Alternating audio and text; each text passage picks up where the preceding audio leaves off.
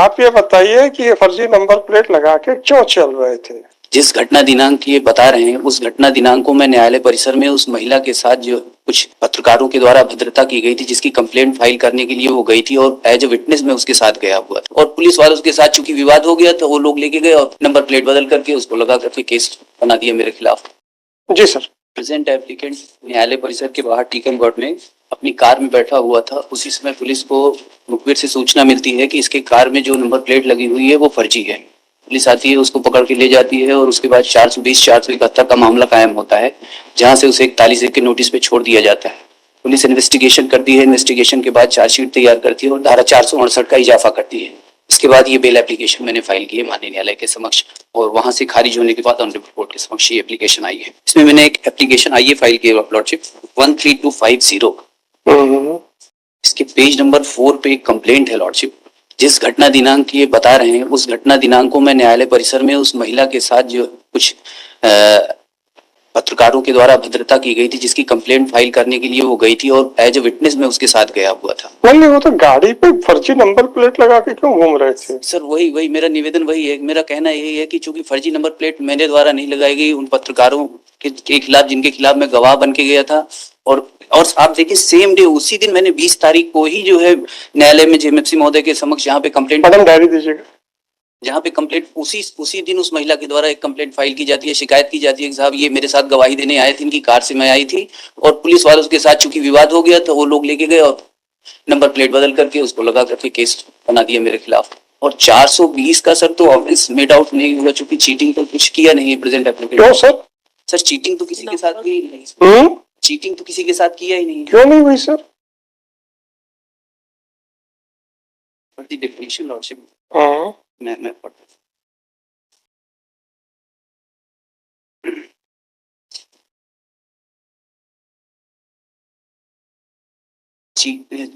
Sir cheating dishonestly. तो आप क्या चाह रहे थे सर? गलत नंबर प्लेट लगा के क्या करना चाहते थे? सर निवेदन तो मेरा ये था कि सर मेरे द्वारा लगाया नहीं गया है वो नंबर। अच्छी बात, गाड़ी आपकी? जी सर, गाड़ी मैंने दूसरे से खरीदी थी, 2 महीने मेरे पोजीशन में थी। जब आप गाड़ी खरीदते हो तो उसके डॉक्यूमेंट्स चेक नहीं हुई है, अभी ट्रांसफर नहीं हुई थी। गाड़ी के नंबर चेक करते हैं कि नहीं? सर वो डेबिट के माध्यम से लिया था सर, रजिस्ट्रेशन ट्रांसफर। अरे आप यार।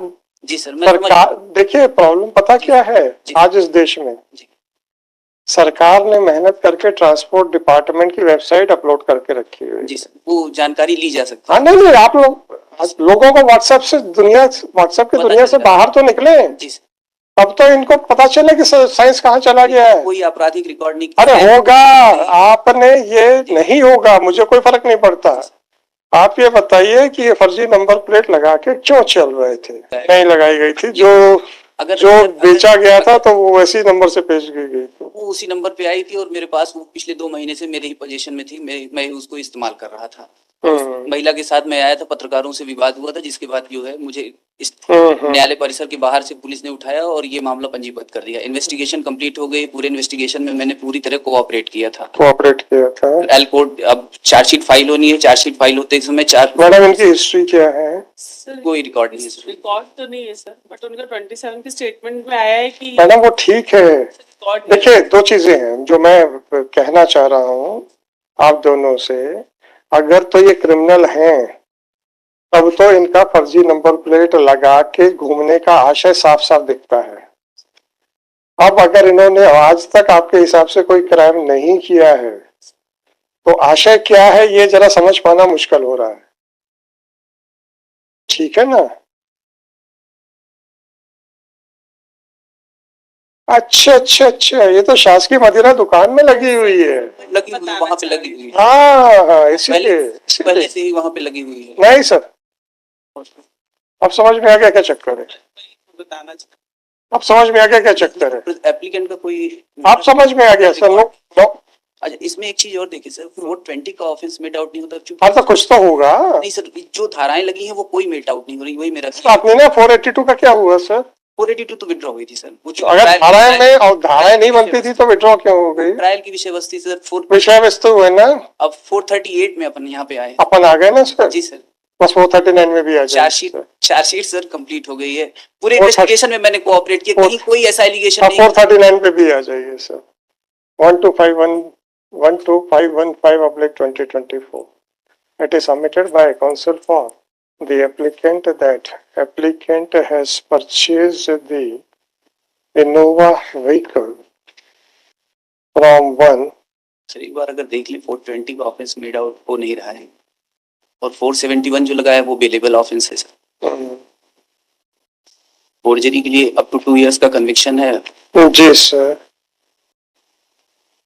ये कहाँ से गाड़ी खरीदी थी आपने? ये न्यायालय के बाहर से जो है। अरे खरीदी किससे थी? सर ये महोबा की गाड़ी है। 438 है सर, चूंकि मेरे पास सारे डॉक्यूमेंट नहीं, लेकिन महोबा की कोई गाड़ी है, उसका नंबर। एक सेकंड सर। क्या एग्रीमेंट लगा हुआ है? हाँ, उसी एग्रीमेंट से खरीदी थी। यूपी की गाड़ी थी कि मध्य प्रदेश की गाड़ी जी सर? थी? नहीं, यूपी की थी, महोबा जिले की। यूपी की गाड़ी थी। अच्छा। It is submitted by counsel for the applicant that applicant had purchased a Toyota Innova car from one Dheeraj Latoria. At the time of purchase of the vehicle, the said car was bearing the registration number as MP36C 4893. He did not change the registration number. On the fateful day, he had gone to the court to assist one lady, but some dispute took place with the press correspondents. Therefore, he has been falsely implicated on the ground that the applicant had affixed an incorrect registration number. It is submitted that the applicant was not aware of the fact that the correct registration number of the vehicle in question was UP 95B0496 and was registered in Mahoba district (bracket mein UP).